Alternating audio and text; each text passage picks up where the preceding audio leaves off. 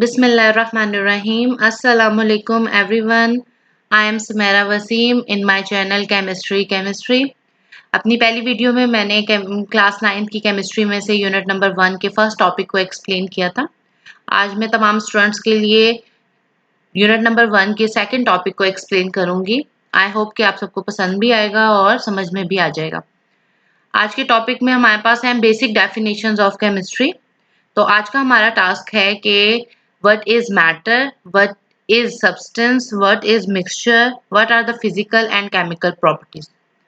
At the end of the lecture, all the students will be able to understand about matter, substance, mixture, physical and chemical properties. सबसे पहले हम देखते हैं कि matter क्या है। जैसे कि हमने पहले भी पढ़ा है, matter all the things that occupy space and having mass. तो हर वो चीज जिसका मैस होगा और वो जगह घेरेगी वो मैटर कहलाएगी। तो हम कह सकते हैं कि हमारी दुनिया जो है वो मैटर से मिलकर बनी हुई है, क्योंकि all the things in the universe having mass and occupy space. कोई ऐसी चीज नहीं जिसका मैस ना हो और जो जगह ना घेरती हो, चाहे वो छोटी से छोटी चीज है चाहे वो बड़ी से बड़ी चीज है, वो मैटर है।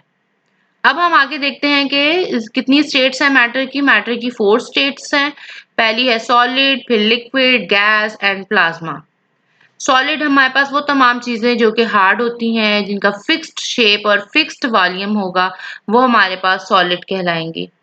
इनकी अगर हम देखें तो मॉलिक्यूल्स जो हैं वो कंपैक्टली अरेंज होते हैं, उनकी इंटरमॉलिक्यूलर फोर्सेस स्ट्रांग होती हैं। अब लिक्विड में आ जाएं, लिक्विड में उनकी शेप फिक्स्ड नहीं होगी, वॉल्यूम अलबत्ता उनका फिक्स्ड होगा। They have the fixed volume but not fixed shape. आप इसे जग में डाल दोगे लिक्विड को, वो जग की शेप ले लेगा। आप उसे ग्लास में डाल दोगे, ग्लास की शेप ले लेगा। लेकिन वॉल्यूम जो 10 ml है वो जग में भी वही रहेगा और ग्लास में भी वही रहेगा। Molecule slightly far away as compare to solid and intermolecular forces are slightly weaker than solid. अब अगर हम गैस में आ जाएं तो गैस के ना फिक्स्ड शेप है ना ही फिक्स्ड वॉल्यूम है, उनकी इरेगुलर शेप होती है। जिस कंटेनर में डालोगे उसी की शेप, जिस कंटेनर में डालेंगे उसी का वॉल्यूम।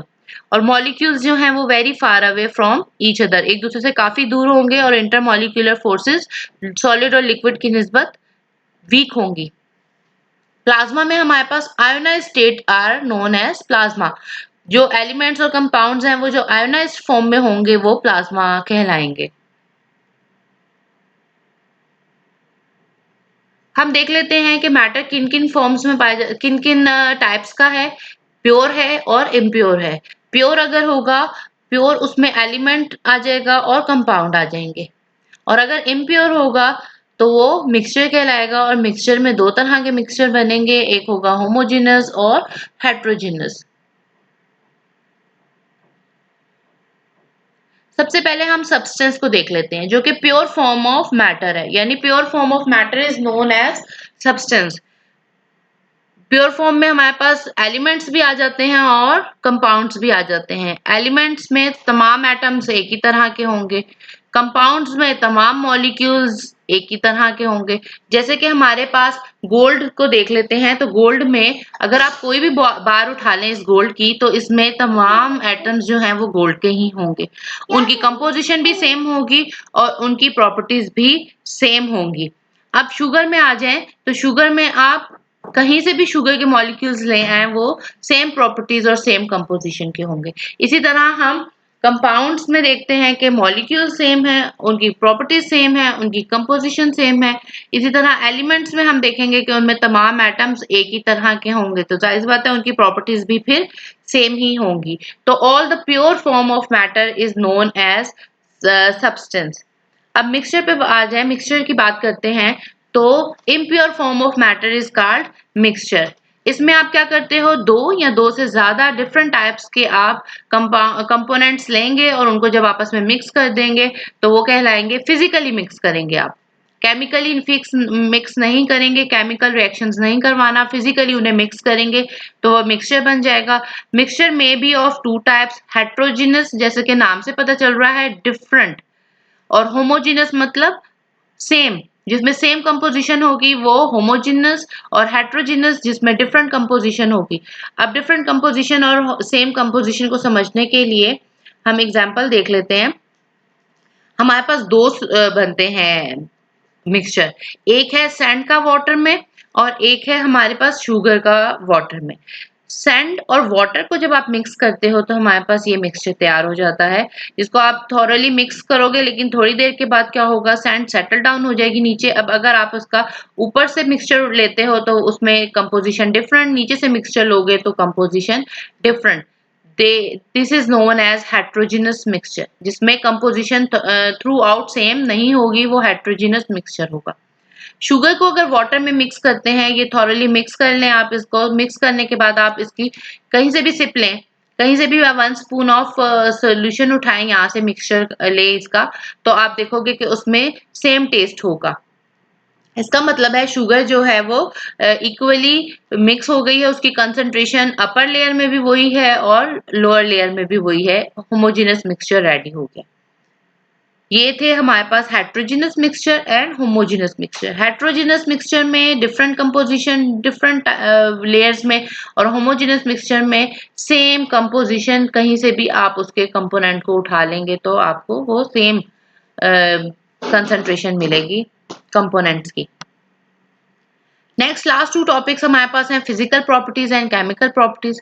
जैसे कि नाम से ही पता चल रहा है, physical properties relate to physical state, यानी वो प्रॉपर्टीज जो एसोसिएट होंगी with physical states of a substance are called physical properties, जिसमें उनका colour, smell, taste, hardness, shape of crystal, melting point, boiling point. इसके अलावा अगर हम देखें तो और भी हैं, जिसमें रिफ्लेक्टिव इंडेक्स आ जाता है, वॉल्यूम आ जाता है, and so on. All are the physical properties जो कि उनकी फिजिकल स्टेट से रिलेटेड होंगी, कि वो दिखने में कैसी है, उनका कलर कैसा है, उनका टेस्ट कैसा है, उनकी हार्डनेस कैसी है, उनकी शेप कैसी है, वो कौन से पॉइंट पे मेल्ट होती हैं, कौन से पॉइंट पे बॉयल होंगी। All are the physical properties. लेकिन केमिकल प्रॉपर्टीज में आ जाती हैं, उनकी कंपोजिशन से रिलेट करती हैं, यानी वो प्रॉपर्टीज जो कि उनकी कंपोजिशन पे डिपेंड करेंगी, ऑफ अ सब्सटेंस पे डिपेंड करेंगी, वो कहलाएंगी केमिकल प्रॉपर्टीज। केमिकल प्रॉपर्टीज में उनका रिएक्शन आ जाता है कि वो किस तरह से रिएक्ट करती हैं, जैसे हाइड्रोजन और ऑक्सीजन एक दूसरे से रिएक्ट करके क्या बना रहे हैं, वाटर, यानी केमिकल रिएक्शन हो रहा है, और केमिकल रिएक्शन उनके कंपोजिशन पे ही डिपेंड करता है कि वो किस तरह से केमिकल रिएक्शन करेंगे। This is known as chemical properties. हर सब्सटेंस की केमिकल प्रॉपर्टीज दूसरे सब्सटेंस से डिफरेंट डिफरेंट होंगी। जैसे मेटल्स की डिफरेंट होती हैं, नॉन मेटल्स की डिफरेंट होती हैं। Metals can give the electrons and non metals can gain the electron, so on. ये तमाम किस में आ जाता है, हमारे पास केमिकल प्रॉपर्टीज में आ जाती हैं। Reduction, oxidation, all these are the chemical properties. तो वो हम फर्दर हम डिटेल में देखेंगे, लेकिन फिलहाल आप सिर्फ यहाँ पे ये समझ लें कि chemical properties depend upon the composition of a substance is known as chemical properties. ये हमारे लास्ट के 2 पॉइंट्स थे, physical properties and chemical properties. I hope कि आप सबको अंडरस्टैंड हो गया होगा, समझ में आ गया होगा। कोई मसला होगा तो आप कमेंट में मुझे मैसेज करें, मैं आपको रिप्लाई करूंगी। थैंक यू, टेक केयर, अल्लाह हाफिज, फी अमान अल्लाह।